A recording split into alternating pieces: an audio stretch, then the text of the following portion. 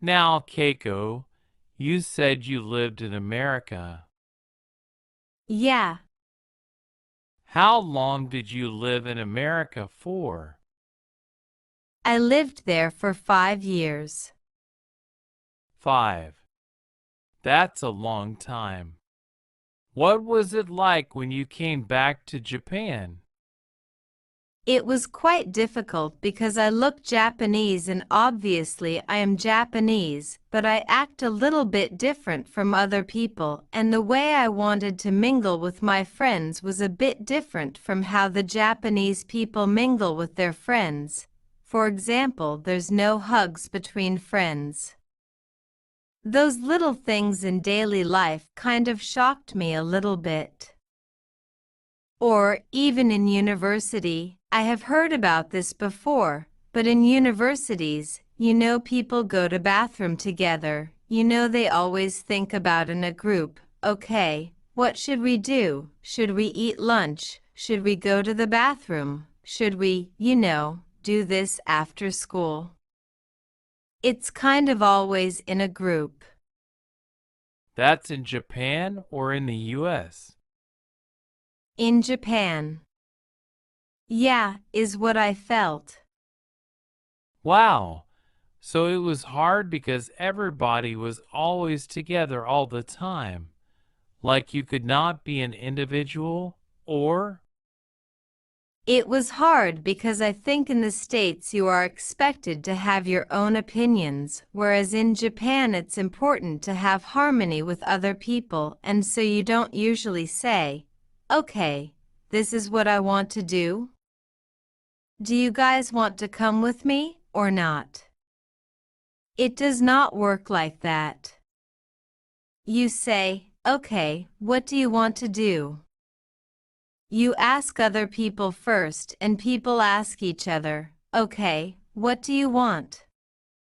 You they come up with one thing that we want to do which takes about maybe 15 minutes or 20 minutes just to do one thing and I'm not criticizing, but it was just kind of a different culture coming back.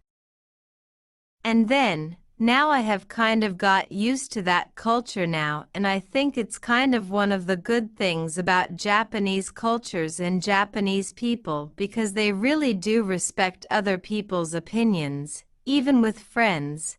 They don't take each other for granted so I'm getting used to it, but when I just came back it was just little things. Right. Did you find that you had to change? Like, how did you have to change when you came back? Were you still yourself, or did you have to adjust, and how so? I tried not to say so much about, okay, this is what I want to do, or I tried not to stand out so much in the way, but after a while I just thought, okay, when you try to be somebody you can't because that's who you are and there are a lot of friends in university, they ask me, do you think you are Japanese or do you think you are American? Because they felt that I'm quite different. Sure.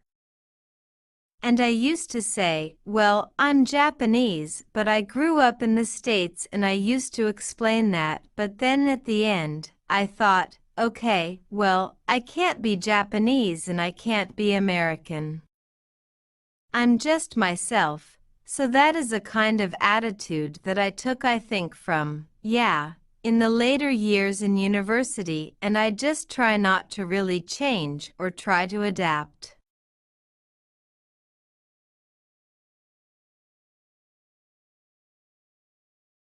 Good afternoon. I need to study for the US citizenship test. Can you help me find some material that I can use to prepare for that exam? Yes, I'm sure we have some literature here that will help you with citizenship. But you are in the wrong area. Really? Why is that? I'm the circulation librarian, the one in charge of checking books in and out.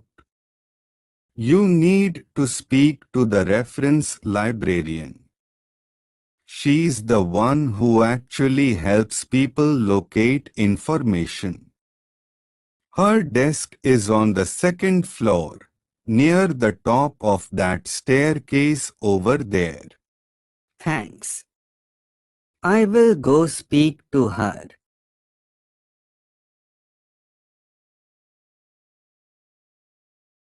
Can I help you find something?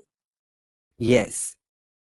I'm looking for some books on the American citizenship exam. Did you have some specific books in mind? No specific titles. I just need a good resource with some sample questions and answers. Okay. Then the best thing to do is check in the computer catalog. I have never used the library's computer database before. Can you show me how to do it? Sure. These computers classify our materials 3 different ways: by author's name, by title, and by subject. Since I don't know any particular title or author, I guess I have to enter citizenship as the subject. That's correct. But really, you should make your search more specific. Citizenship could bring up general information about becoming a citizen in any country. You can narrow it down by inputting American citizenship test. Okay, let's see here. It looks like a whole bunch of different things came up after I entered American citizenship test. What do these letters before the titles mean? They are known as call numbers. They tell you where in the library you can find the materials. You see this code, VT, in front of this title, 30 Days to US Citizenship? Yes. What does the VT mean? That abbreviation means this material is actually not a book, but a videotape. You have to remember that when you use a big library like ours, you're not limited just to books. We also have video, newspapers and magazines, cassettes and CDs. Wow! I never realized that the library has so much to offer. I see something here. What does periodical mean? Periodical is a library term that refers to magazines or newspapers, any publication that comes out several times during a year. I see. I imagine the video is going to be the most helpful item for me. I will go track that down now. After I find it, where do I go to check it out?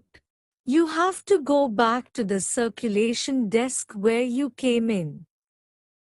Have you received a library card yet? No, I haven't. How much do I have to pay for that? It's totally free, my friend, if you're a resident of this county. That's why they call this the free library. Once you receive your card, it only takes a few minutes to print one up for you. You can borrow up to 7 books or tapes for 3 weeks, and you don't have to pay a dime. That's fantastic. But what if I need some material for longer than 3 weeks? You can always renew the item for another 3-week period, just as long as there isn't a waiting list for it. You have been a great help. Thank you very much. You're very welcome. We're here to serve you. Good luck with the citizenship test.